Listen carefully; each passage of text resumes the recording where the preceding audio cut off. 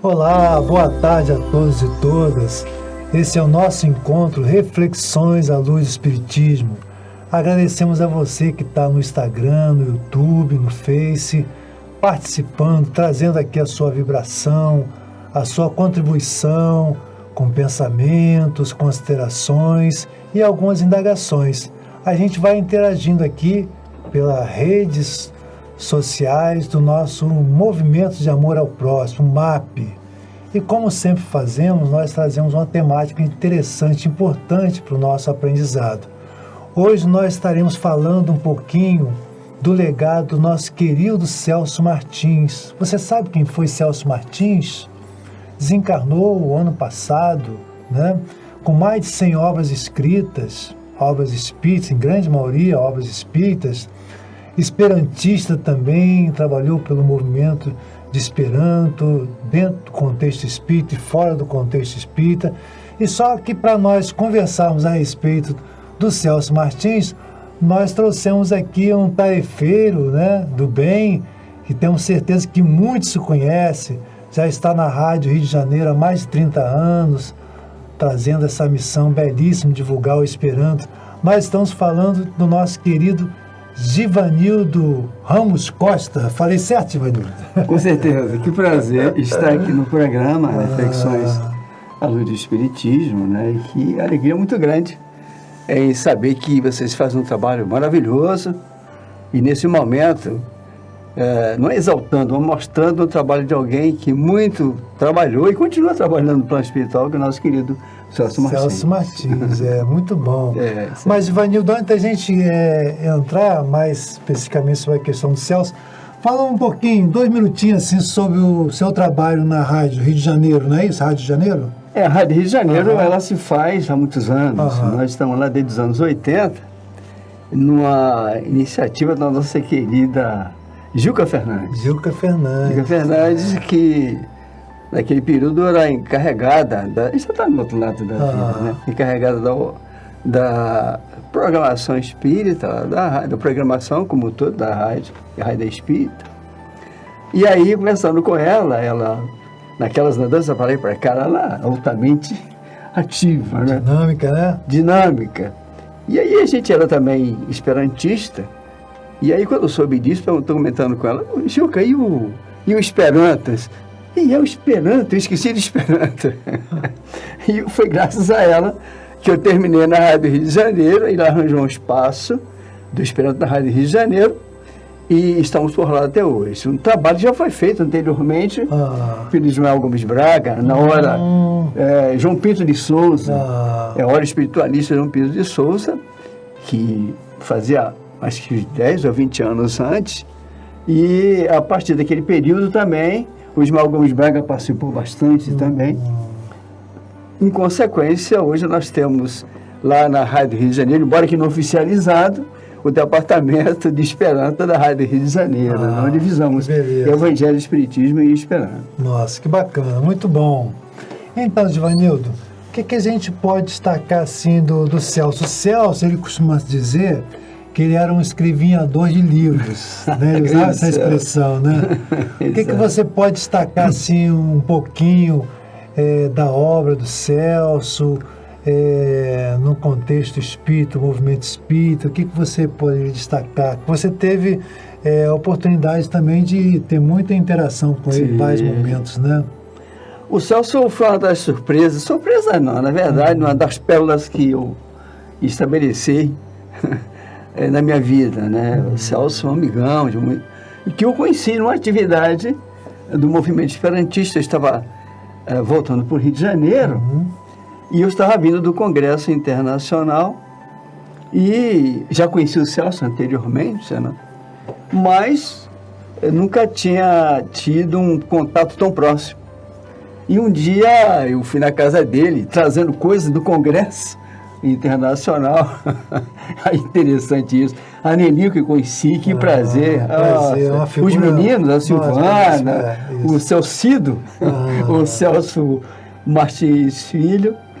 E ali a gente estabelecemos um contato cada vez maior. E eu trouxe também um fato interessante.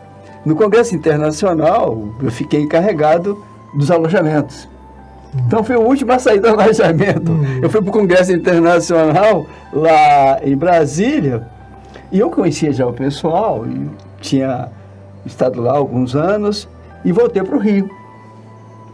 E voltei novamente para Brasília, para o Congresso. E quando cheguei lá em Brasília, ali na entrada daquele montão de gente de vários países, pessoas de 50 países, imagina. Nossa. Ali no centro de Brasília, e aquela confusão, as pessoas querendo se localizar, querendo ir para os seus alojamentos ou para os seus hotéis. E aí cheguei na hora e o pessoal, assim, tudo bem e tal. Aí eu comecei a observar a necessidade da ajuda, né? E como aprendi? Porque ali eu terminei dentro de um carro com o pessoal do México, o pessoal da Polônia, indo em direção ao Comunology, ou seja, o alojamento, onde um local da antiga Detu, lá naquela região, que tinha em cada quarto 8 camas, né? E só podiam estar ali naquele quarto pessoas do mesmo sexo, né? E eu terminei, quando chegando por lá, eu terminei ficando na recepção. Eu mal sabia Esperanto, como não sei nada atualmente. Eu costumo dizer que eu sou um paurador do Esperanto. E aí, chegando por lá, a confusão estava maior. Eles não têm que organizar isso, né? Eu conheci o pessoal da comissão e ali fiquei coordenando. Por isso, fiquei o tempo todo, né? Quando terminou o congresso, eu fui o último a sair, e aí fazendo a limpa nos quartos, que eles tinham esquecido coisas, tinha perfume, tinha souvenir, tinha não sei o que, enfim. E nesse congresso, eu conheci o pessoal da Suécia. E o Celso? E o Celso não estava lá ainda, o Celso não foi para o congresso, não teve no congresso. E aí eu levei também deles lá, ganhei deles um disco em Esperanto e trouxe para casa e tal. E visitando o Celso, levei também aquilo que era de recordação para ele, para dar uma olhada e tal. Bacana. E levei também esse disco, e deixei com ele o disco. Passou-se um tempo, e aí eu, Celso, o disco. Que disco? Ih, rapaz, a Bibi, acho que é a Bibi o nome do cachorro dele. Ela resolveu, botamos em algum local lá, e daqui a pouco, cadê? Estava nos dentes da Bibi, e o seu disco já era. E ali foi maravilhoso, a gente riu bastante, e mostrando aquela importância do Celso, ligado ao Esperanto, ele que ensinou Esperanto, inclusive na Liga Nacional, que era aqui no Rio de Janeiro. Beleza, então. E a gente sabe, né, que o Celso, né, até assim, um dos trabalhos que ele fez no nosso livro, que foi depois editado pelo MAP, foi o livro As Drogas e Suas Consequências, que a gente vai colocar aqui na tela, daqui a pouquinho está aparecendo na tela, o livro Drogas e Suas Consequências, que foi agora, esse ano, relançada pelo MAP, na 6ª edição, e ele que ajudou a organizar o livro. E aí, Givanildo, eu queria destacar aqui uma das obras dele, vou pedir também para ser colocado ali, não está vendo, que é o Mensagens de Esperança. Tem uma capa muito bonita, né?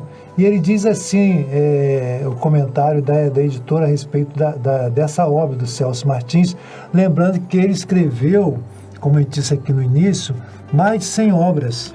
Mais de 100 obras. Grande parte, né? Quase a sua totalidade espírito, mas também obras na área da educação, que ele era professor de biologia, né? E nós vamos ter daqui a pouquinho também um depoimento muito importante de um diretor da editora da qual se fez a impressão, a divulgação, a edição de muitos livros dele. Então, no livro Mensagem da Esperança, que está aparecendo aqui para gente, olha só que tem um comentário da editora a respeito. É um livro que renova as energias e dá consolo àqueles que buscam um conforto espiritual.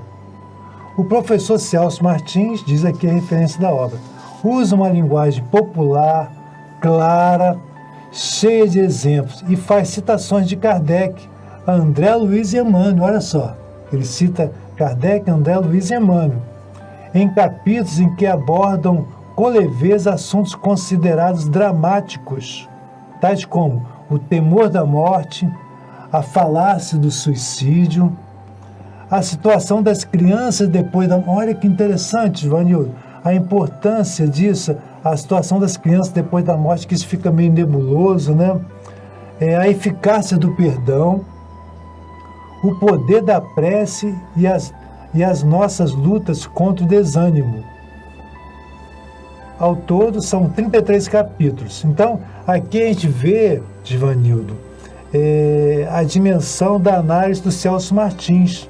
A gente pode escolher aqui um tema para comentar brevemente. Olha só, ele usava uma linguagem clara, né? Como é que você via, assim, o Celso Martins na literatura, para depois a gente falar dele na tribuna?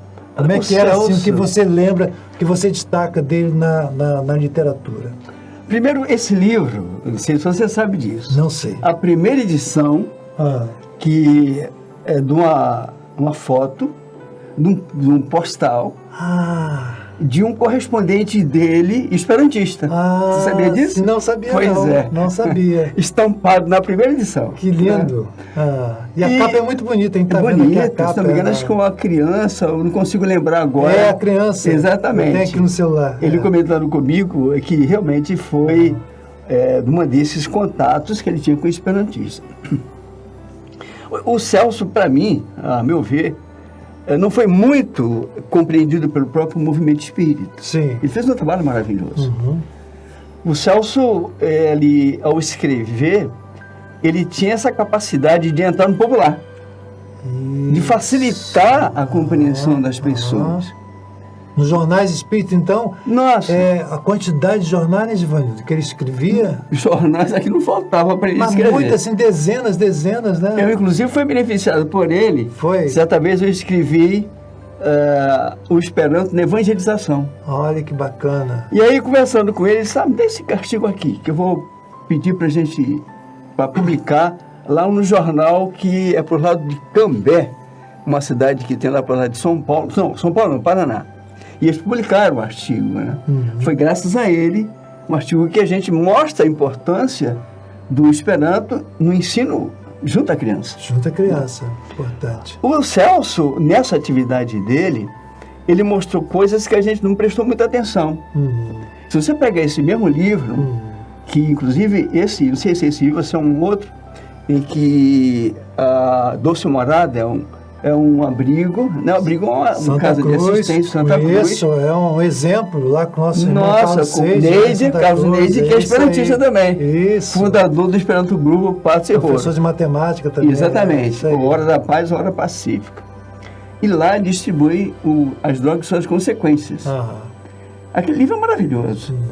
Folheando aquele livro, fui ver observando coisas que muitas das vezes os próprios especialistas não conseguiram perceber, ou não conseguem perceber que ele percebeu. Mostrando o quanto as pessoas precisam estar muito atentas com relação. Então, ele, ao escrever o assunto, ele fala de maneira tão clara, isso aqui a gente compreende.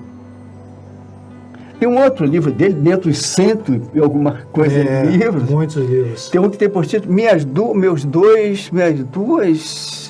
eu não consigo lembrar totalmente o título, meus dois ideais, ou mais ou menos assim, em que ele enfoca a doutrina espírita e o Esperanto. Que bacana. E ele mostra o quanto é importante essa ligação do Esperanto junto aos ideais espíritas, sem ser matéria doutrinária. Sim. E que através do Esperanto, você mostra para o mundo da importância da doutrina consoladora. Perfeito. E aí você mostra um fato real. Quando ele ali escreve, confirmando que a doutrina espírita, o Evangelho redivivo, não porque quisesse se dizer, mas lembra profundamente a mensagem do Senhor, de tal forma em que você não tem dúvida quanto a essa realidade. Perfeito. Então, na literatura como um todo, o Celso foi de uma beleza muito grande. Rico. Outra coisa também que ele fazia, as poesias dele, ele mandava para a gente no programa, vez por outra, fatos de pessoas que vieram antes. Falava de Deolinda Morim. Aliás, tem um ou dois livros dele, junto com Deolinda Morim. Pontos de Encontro, por exemplo, é um deles. Exatamente. Mas, Givanildo, eu queria lembrar, recente, quando a gente pediu aqui alguns colegas, né, alguns companheiros para fazer alguma citação, e nós vamos ver aqui um breve. O Formiga, por exemplo, Formiga é um dos que mais escreve exatamente no movimento espírita, assim, é um dos mais gabaritados. Você vê assim, ele é um doutor em ciências médicas, né, escrevia, é um dos poucos brasileiros que teve trabalhos, né, um tempo um pouco mais atrás. Ele faz um trabalho na universidade, também tenha sido um dos primeiros a estabelecer esse trabalho. Isso, exatamente. E continua até hoje, né? Continua. Então, assim, e aí ele traz, né, quando eu pedi para ele dar contribuição, eu falei, não, eu escrevi um artigo a respeito da hanseníase e tal, e o Celso fez a transcrição, não, a tradução para o Esperanto. Sim. E vários materiais o Celso colocava em Esperanto, por exemplo, a temática que nós trabalhamos aqui com o MAP, com o Samaritano, né, sobre a questão da dependência química. Sim. E aí você vê o que? Nesse livro mesmo, né, que nós estamos mostrando ali a capa, Mensagem de Esperança, olha os assuntos que ele está destacando aqui. Ele fala a questão do suicídio, né, que nós saímos em setembro, né, um mês que a gente lembra muito isso, a questão, ele fala a falácia do suicídio, né, o grande engano, né, a pessoa pensa que está encontrando uma solução. E que eu tenho experiência na própria família com respeito a esse assunto. Está entrando em outro aspecto, né, mais doloroso, né? E a situação das crianças depois da morte é muito interessante isso, a eficácia do perdão. Então, assim, o Celso tinha uma amplitude e uma facilidade. Eu lembro também que o Formiga colocava assim, eu gostaria de saber falar tão simples como o Celso, escrever tão simples como ele fala, como ele mostra aqui. Mas vamos agora dar uma pausa aqui, nós vamos mostrar o depoimento agora do diretor, né, o diretor-presidente da editora que fez a publicação da maioria dos livros do Celso Martins. Sim. Parece que são mais de 70 livros. É a Eme, não? Eme, a editora Eme. Então vamos escutar então o depoimento agora do nosso querido, acho que é Arnaldo, sim, acho que é isso mesmo. Então vamos lá escutar o depoimento dele, vamos acompanhar, que é muito rico, e de quem está lá, né? E é importante também citar, Givanildo, que quem desejar, por exemplo, adquirir, os livros do Celso estão disponíveis, sim, inclusive nessa editora, né? Esse livro, o primeiro livro que a gente está destacando aqui, Mensagem de Esperança, e como você citou, a história da capa, sim, que foi muito linda, né? Exatamente. Ele vai citar aí também. Então vamos acompanhar aqui o depoimento para que a gente possa, então, depois retornar. São breves, são 2 minutinhos. E 80. Fez a difusão do espiritismo na tribuna, nos jornais e revistas espíritas, na Rádio Rio de Janeiro, no Boletim Zey e pela TV Bandeirantes.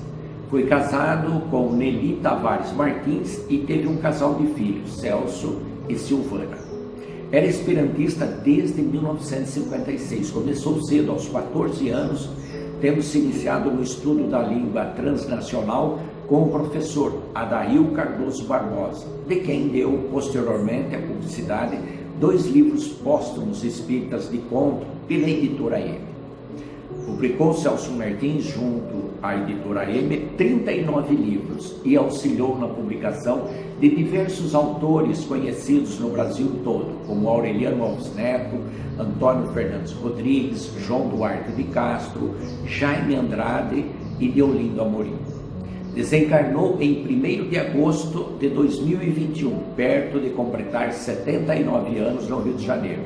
Na espiritualidade, por certo, continua trabalhando na seara do bem.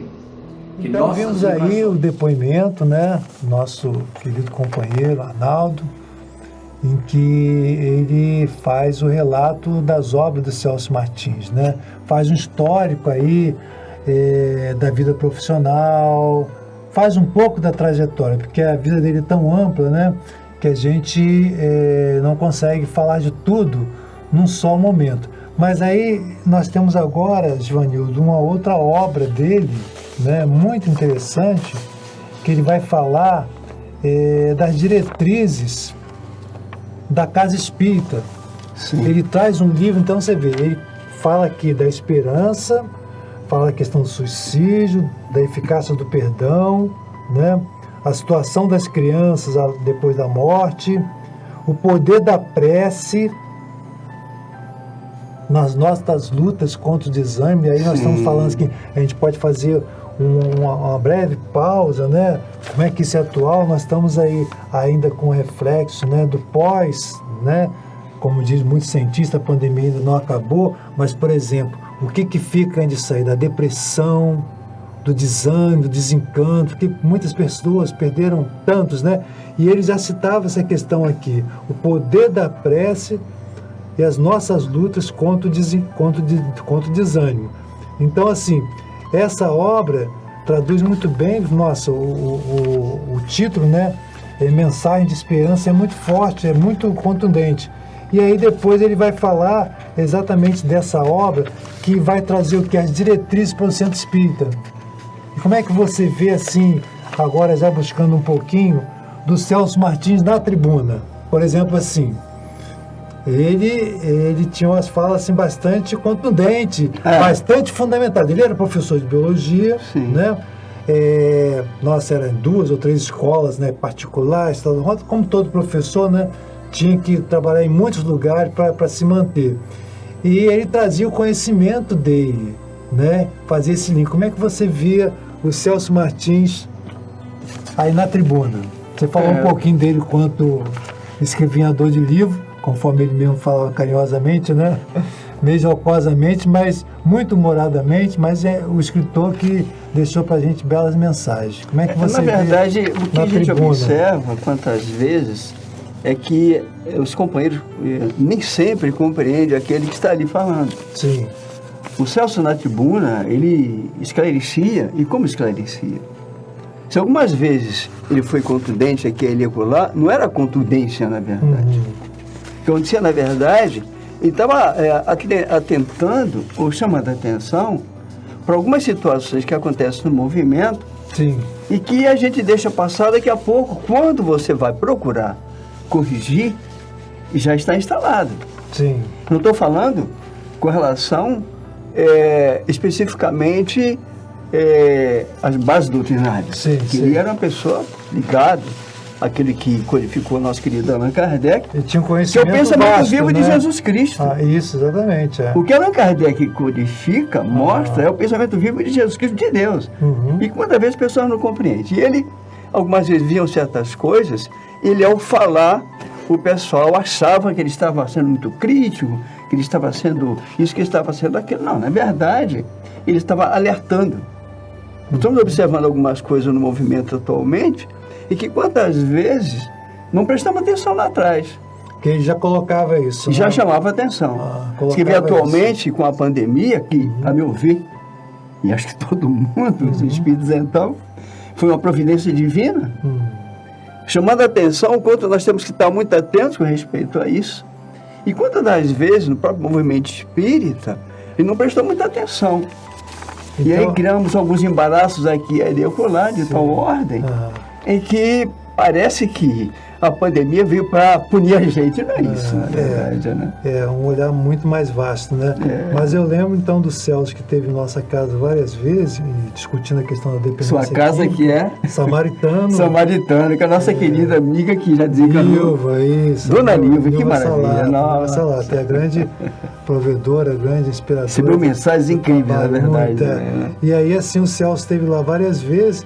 E no nosso livro, As Drogas e Suas Consequências, ele faz a abertura, né, do livro, né? Sim. E foi ele que conseguiu fazer a edição desse livro, porque esse livro ficou 1 ano parado em São Paulo, no editor em São Paulo, e depois devolveram dizendo assim, não, nós precisamos de especialistas para avaliar. E eram especialistas que estavam escrevendo o livro. Sim. Nós temos no Fumil, Dr. Roberto Silveira, sim, né? Então, assim, psiquiatra espírita, Dr. Roberto Pastano, todos já na parte espiritual. Então, assim, com muita fundamentação, e outros autores não espíritas, né? Sim. E aí o livro vem para ele, volta, ele fala assim, Mira, não precisa especialista em nada, vamos mandou para onde? Para Fonte Viva, Minas Gerais. Fonte Viva, que hoje é uma potência, né? Sim. Em menos de 6 meses, Ivanildo, menos de 6 meses, saiu a primeira edição com 5.000 livros. Então, assim, e hoje nós estamos com a 6ª edição que nós fizemos ampliada, né? em torno de 20 mil livros vendidos. Então, assim, um trabalho que foi lá de Samaritano, através de fitas gravadas, foi transcrito, e depois ele pegou, organizou e colocou para frente. Então, o Celso tinha esse empenho dele fazer com que as coisas caminhassem. Também no nosso teatro, que você lembra, nós tínhamos também no início, né, o teatro sobre o alcoolismo, depois sobre as drogas, que ele amplamente dava o apoio. Escreveu na Revista Internacional de Espiritismo, que saiu também em Esperanto, essa matéria lá da peça, né? E para encerrar, que nós estamos aqui no finalzinho, e agradecendo que o assunto está tão bom que eu nem dei uma pausa para agradecer aqui os internautas que estão nos acompanhando, deixando as suas contribuições, e deixando aí as suas perguntas, possíveis perguntas. E para a gente encerrar, Givanil, nesse primeiro ponto, mostrando um fato que aconteceu com ele, então ia abrir a porta. E nós fizemos, né, organizamos um teatro, né, que é chamado O Último Gole, que falava sobre a questão das drogas, sobre vários aspectos. Sim. E o teatro era assim, algumas pessoas vinham assim, essa peça não é espírita. E quando você dizia que a peça é espírita, você não conseguia apresentar em um lugar que não era espírita. Sim. E eu lembro assim que teve um lugar, né, que não vou dizer qual é a instituição, né, aqui no Rio de Janeiro, e que nós estávamos programados tudo direitinho lá. E naquele dia ia ter uma reunião de desobsessão. Só que falta de contato, e óbvio que foi avisado com muita antecedência. No horário praticamente que ia ter a peça, ia ter uma reunião de desobsessão. E aí ficou assim, um tititi, o presidente do centro na época disse, não, nós vamos ter que fazer reunião de desobsessão, mas tem um teatro, não sei o que e tal. E foi assim, quase que o teatro não vai, e os jovens, né?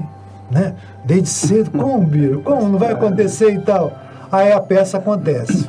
É apresentada a peça e depois o presidente do centro vê e diz, isso já valeu como a nossa reunião de obsessão. Então o Celso era aguerrido nesse sentido de abrir campo para as coisas que não são muito, vamos dizer assim, comuns ou meio conservadoras.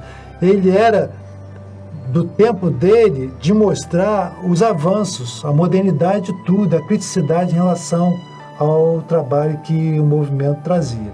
Então, assim, nós estamos chegando ao finalzinho do nosso primeiro encontro, e aí já quero convidar você para estarmos aqui no próximo encontro, falando-se mais especificamente do Esperanto, do Celso, do movimento espírita no Esperanto. Porque aqui que nós vemos no depoimento, sim, eles dizem aqui também assim, que ele adotava os 3 Es, né? Era Evangelho, Espiritismo e Esperanto. Isso mesmo. É isso? Adotava os 3 Es, né? Ele foi um dos primeiros, na primeira semana espírita esperantista de Bangu, que é mais antiga no nosso plano de vida, no nosso planeta. Luz e Amor? No Luz e Amor, né? Isso. O Grande Propaganda Espírita Luz e Amor. Lá, hoje, naquela época, era UDE, União Distrital Espírita. Hoje é Conselho, né? Conselho Espírita. Conselho Espírita. Regional, né? 29º. Agora tomou o nome de 29º. Naquela época, não sei se estava com esse número. E o Celso foi um dos primeiros palestrantes a inaugurar a Semana Espírita. Olha que bacana. Não só uma vez, várias vezes o nosso Celso foi convidado e ali falando com propriedade sobre o Evangelho, Espiritismo e Esperanto. Sempre com propriedade, muito sempre com propriedade, ele falando coisas em que, se prestar atenção, se prova cada dia que passa. Isso aí. Igualzinho a obra igualzinho a obra do nosso querido André Luiz, que na obra doutrinária, diretamente falando com as obras codificadas por Allan Kardec, mas complementa as informações. Com certeza. Que é de uma importância muito grande. Nossa. Então, o trabalho que foi feito, o Celso fez, ele é digno de ser melhor observado. Nós observamos quantas vezes, Bira, que o pessoal desencarna, a sua obra fica e nós não nos preocupamos em estudá-las.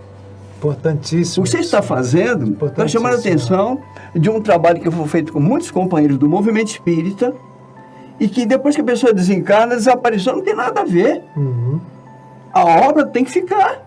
O homem vai e a obra fica. Fica, até porque essas obras são dadas como sequência no plano espiritual. Isso aí. Se elas vieram do plano espiritual, mais ainda confirma essa realidade e que ainda as pessoas têm tantas dúvidas. Então é preciso que bem reconheça o trabalho desses homens. E tão necessário, né? Tão necessário. Tão necessário, tão importante. Quando ele discutiu a questão do suicídio, a questão da sexualidade, olha sim, só, eu lembro sim, de eventos sim, que nós sim. fizemos com ele discutindo a questão da sexualidade, fazendo parte de uma roda de conversa, uma mesa redonda, né? Então, Givanildo, nós estamos chegando de fato aqui ao final. Queremos agradecer aqui aos nossos internautas que acompanharam, compartilharam, possam estar assim também divulgando que esse nosso material ele fica numa app, né? Principalmente entrando no YouTube, nós vamos encontrar lá esse material e a gente possa compartilhar. E deixando aqui os nossos agradecimentos a você que nos acompanhou, vibrou com a gente, agradecendo aqui a você mais uma vez e deixando aí para os teus cumprimentos. No até logo. Dmitry Duncan Salvi, eu estou agradecendo.